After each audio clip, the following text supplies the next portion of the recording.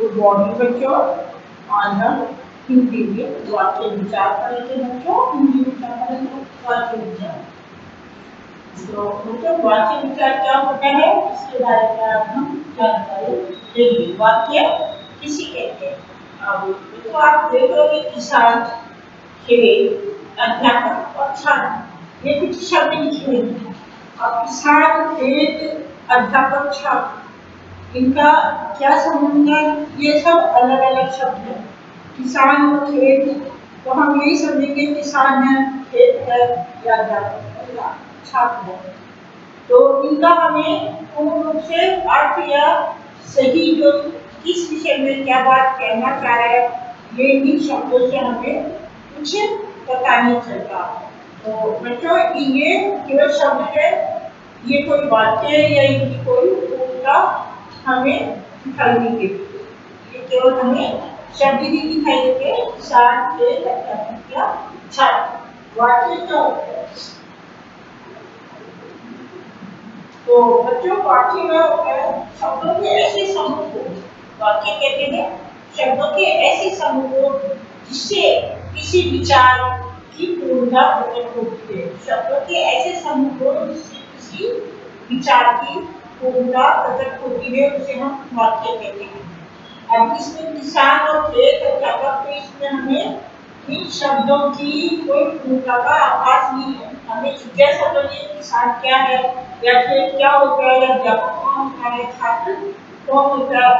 तो शब्दों से तो हम क्यों जिज्ञासा बनी रहती है, लेकिन वाक्य से किसी शब्द समूह से, उस वाक्यों की शब्दों के समूह से जो उस वाक्य की पूर्णता का जो प्रकट करते हैं उसे हम वाक्य कहते हैं। तो वाक्य किसे कहते हैं? किसी शब्दों के ऐसे समूह को वाक्य हम कहते हैं बच्चों। शब्दों के ऐसे समूह को जिससे उसके विचारों की पूर्णता प्रकट हो उसे हम वाक्य कहते हैं। तो वाक्य ऐसा होता है लिखेंगे वाक्य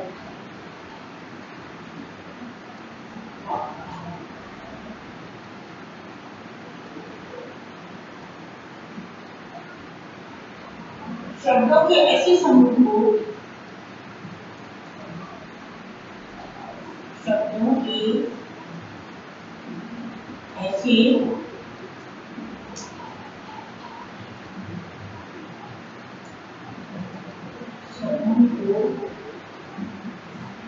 शब्दों के ऐसे समूह को जिससे किसी विचार जिससे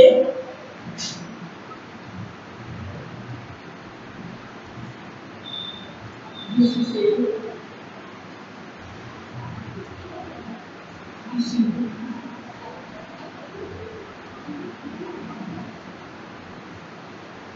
विचार की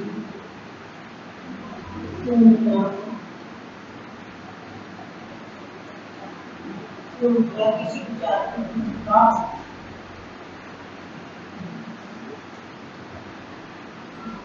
प्रकट हो।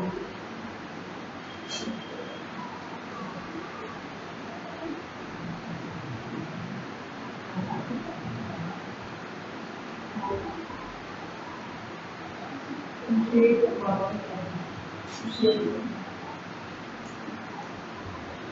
वाक्य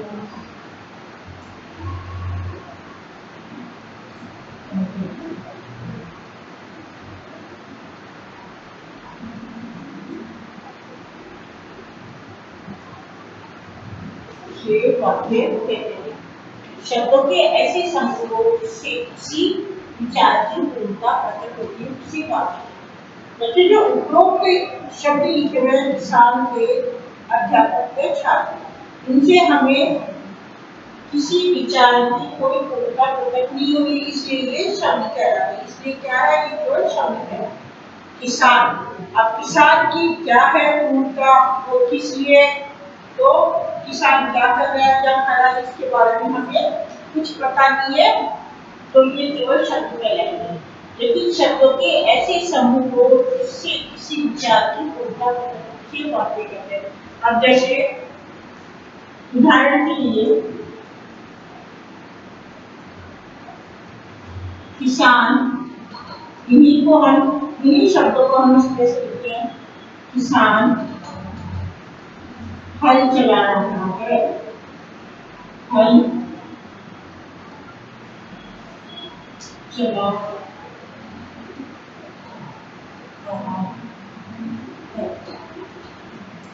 अब बच्चों किसान सिर्फ किसान हल चला रहा है, ये और भी शब्द है। इन सब शब्द समूह से हमें क्या पता चल रहा है?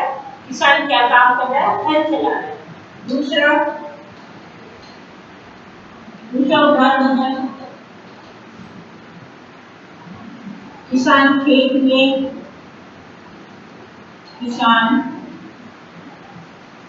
खेत जोत रहा है, जोत रहा है। तो खेत से बच्चा हमें क्या है कि खेत कौन जोतता है? किसान खेत जोतता है। तो हमें एक बात पता चली कि किसान खेत जोतता है। यह एक पूर्ण वाक्य हुआ। ये क्या हुआ? पूर्ण वाक्य। अध्यापक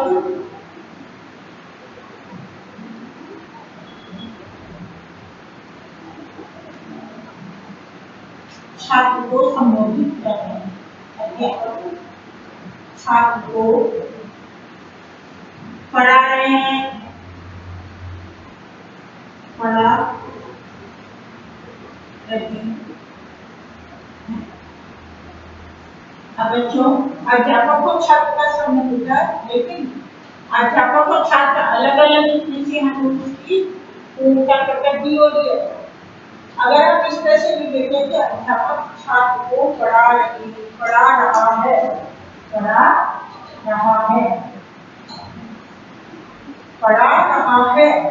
यानी अध्यापक क्या कर रहा है? छात्र को पढ़ा रहा है। इससे इस वाक्य की पूर्णता प्रकट होती है। क्या होती है? इस वाक्य की पूर्णता प्रकट होती है। तो ये हम क्या कह सकते हैं? वाक्य क्या चीज होती है? शब्द होते हैं ऐसे समूह जिससे किसी विचार की पूर्णता प्रकट होती है, इसे हम वाक्य कहते हैं। यह वाक्य है, यह पूरा एक वाक्य है। अध्यापक छात्र को पढ़ा रहा है, यह पूरा एक वाक्य है। किसान हल चला रहा है, यह पूरा एक वाक्य हुआ। किसान खेत जोत रहा है, यह भी एक पूरा वाक्य हुआ। और अध्यापक छात्र को पढ़ा रहे हैं या छात्र विद्यालय जा रहे हैं, ये एक अपने आप में पूर्ण वाक्य बनता है। तो बच्चों देखा आपने। और बच्चों वाक्य भी बच्चों जैसे और भी वाक्य होते हैं हमारी संस्कृति महान है ना। ये सब क्या हुए? वाक्य हमारी और भी हम लिखते हैं हमारी संस्कृति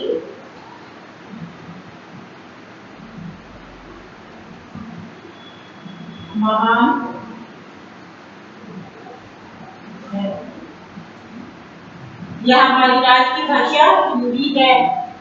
तो ये क्या है? वाक्य है। तो वाक्य है। वाक्य के बच्चों दो प्रमुख अंग होते हैं। ये तो वाक्य हुए।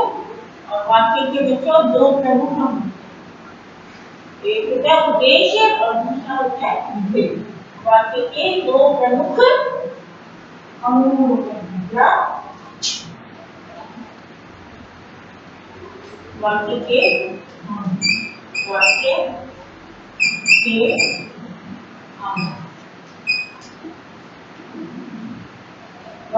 दो प्रमुख अंग होते हैं। वाक्य के दो प्रमुख अंग होते हैं।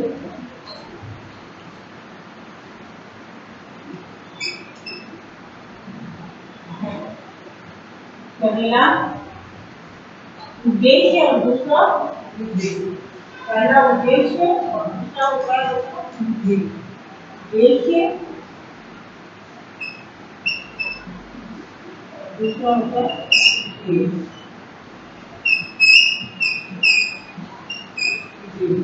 पहला होता है उद्देश्य और दूसरा होता है उद्देश्य। यानी वाक्य के दो प्रमुख अंग होते हैं। पहला उद्देश्य और दूसरा जैसे बच्चों उदाहरण लेंगे,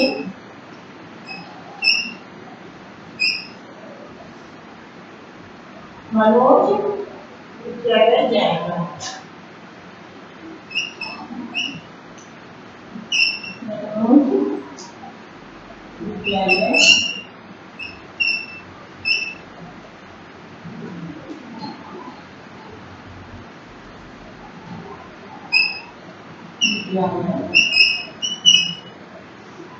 जाएगा।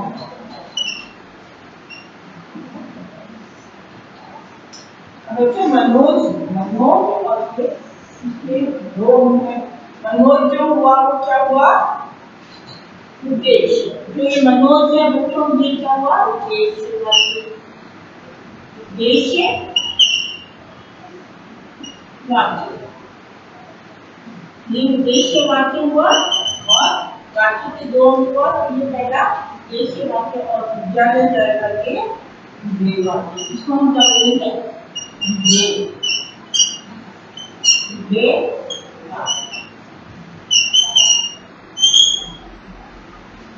ये उदाहरण है से मनोज विद्यालय जाएगा।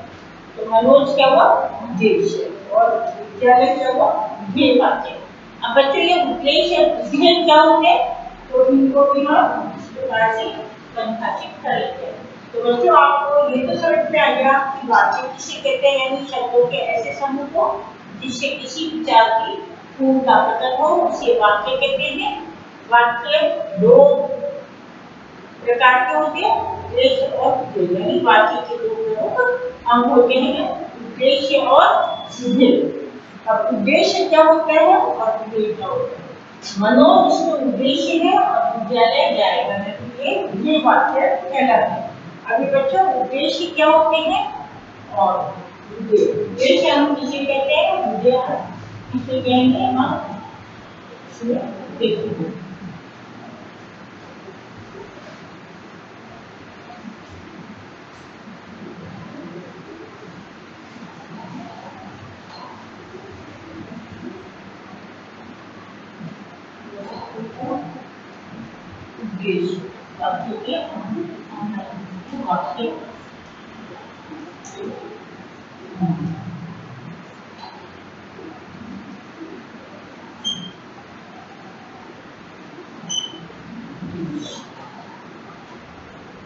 वाक्य में किस विषय में कहा जाता है? वाक्य में जिसके विषय में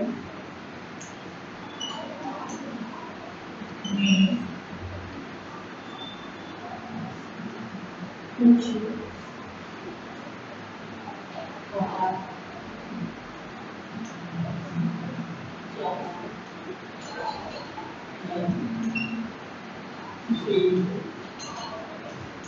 उद्देश्य वाक्य कहते हैं। उसे उद्देश्य वाक्य वाक्य में किसी विषय में कहा जाता है उसे उद्देश्य वाक्य कहते हैं। उसे उद्देश्य वाक्य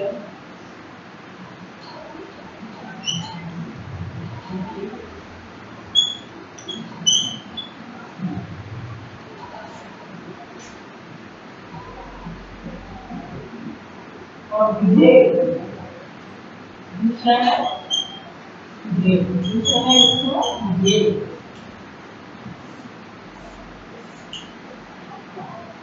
उद्देश्य के विषय में जो कुछ कहा जाता है उद्देश्य के विषय में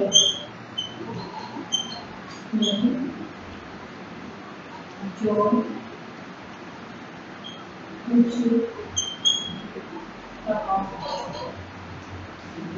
कहा जाता है, उद्देश्य के विषय में जो कुछ कहा जाता है उसे सूचित करने वाले शब्दों को उद्देश्य से सूचित सूचित करने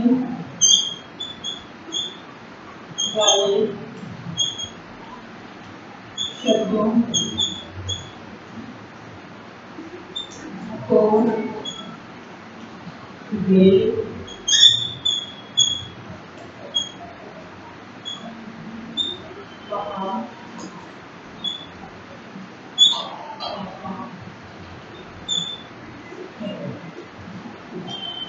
तो बच्चों देखा वाक्य के दो होते हैं, एक उद्देश्य और एक उद्देश्य। यानी वाक्य में जिसके विषय में कुछ कहा जाता है उसे हम उद्देश्य वाक्य कहते हैं। विधेय होता है उद्देश्य में के उद्देश्य के विषय में जो कुछ कहा जाता है उसे सूचित करने वाले शब्दों को विधेय कहा जाता है। जैसे उदाहरण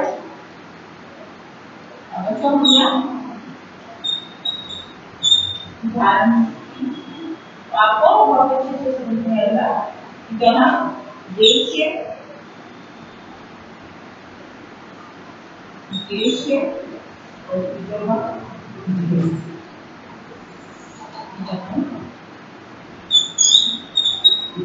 और आप समझ जाओगे उद्देश्य क्या होता है।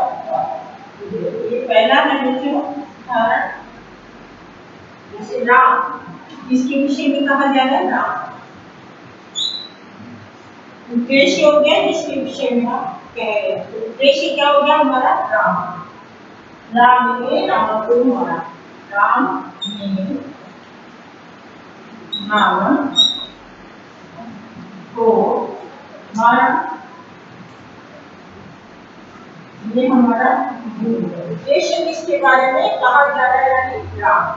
और इस उद्देश्य के विषय में जो कुछ कहा जाता है उसे सूचित करने वाले शब्दों को हम विधेय कहते हैं। यानी राम के बारे में क्या कहा जा रहा है कि राम ने रावण को मारा, तो ये हमारा विधेय हो गया।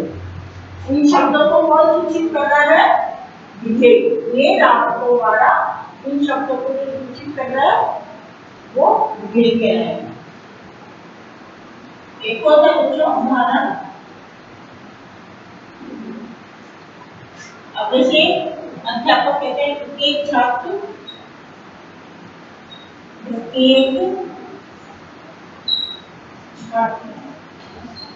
कक्षा में उपस्थित होगा। कक्षा में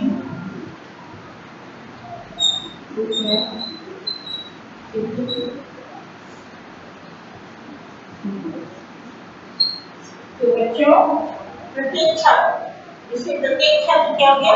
उद्देश्य, और विधेय हो गया कक्षा में उपस्थित होगा। किसके बारे में? उद्देश्य वो होता है जिसके बारे में कुछ कहा जाता है। यानी कक्षा के प्रत्येक छात्र के बारे में हम कह रहे हैं या कहा गया है, तो ये उद्देश्य हो गया। और विधेय हो गया जो उद्देश्य के विषय में जो कुछ कहा जाता है, यानी उनके विषय में जो कुछ कहा गया। कक्षा के सभी छात्रों के लिए क्या कहा गया कि वे कक्षा में उपस्थित होंगे।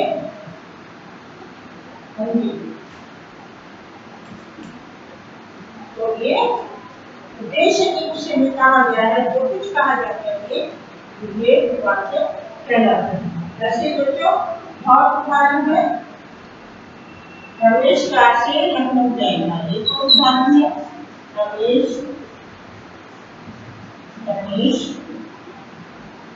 कार से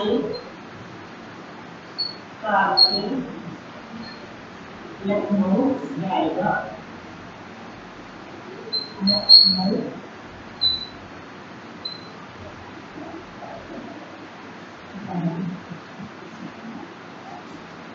तो इस तीसरे वाक्य में भी देखा आपने किसके बारे में कह रहे हैं? रमेश के बारे में। तो जिसके बारे में कहते हैं आप उद्देश्य कहते हैं।